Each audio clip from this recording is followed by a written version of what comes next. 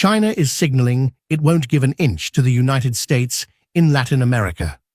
Days after President Trump unveiled a national security strategy promising to restore American dominance in the Western Hemisphere, Beijing responded. China released its first Latin America policy paper in nearly a decade, a 6,700-word document declaring solidarity with the Global South and claiming the global balance of power is shifting. This wasn't symbolic, it was strategic. The paper directly counters Trump's revival of the Monroe Doctrine, which Beijing frames as neo-colonial, positioning China as an alternative partner, not a ruler. China is already embedded. It now has 24 Belt and Road partners in Latin America, up from 0 before 2017, and has replaced the US as the top trading partner for many countries. Ports, infrastructure, energy, and critical minerals are the leverage. But this is no longer just economic. A Pentagon report names Cuba as the only place in the Americas where China may have considered a military base. And nowhere does that leverage matter more than Panama. The Panama Canal is more than a trade route. It's one of the world's key choke points. Each year, over 14,000 ships carrying 6% of global trade pass through, linking the Atlantic and Pacific. Control of Panama means influence over the lifeline between the Americas and Asia, the reason Washington and Beijing are locked in a fierce contest. China's C.K. Hutchison controls two key ports, Balboa and Cristobal, on either side of the Panama Canal.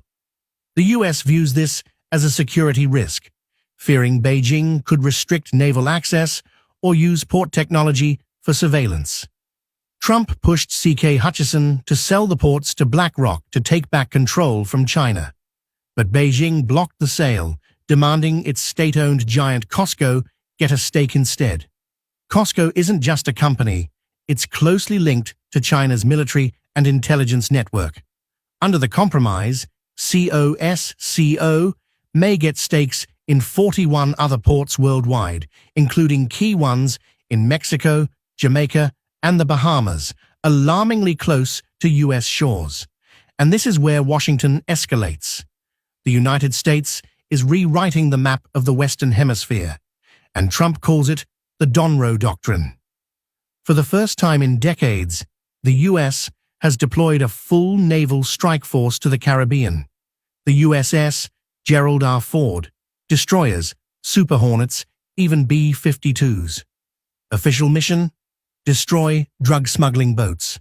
Real message: America is reclaiming its hemisphere. Latin America, long overlooked during wars in the Middle East and Asia, is now central to Trump's goals, stopping illegal migration, crushing fentanyl routes, reducing China's influence.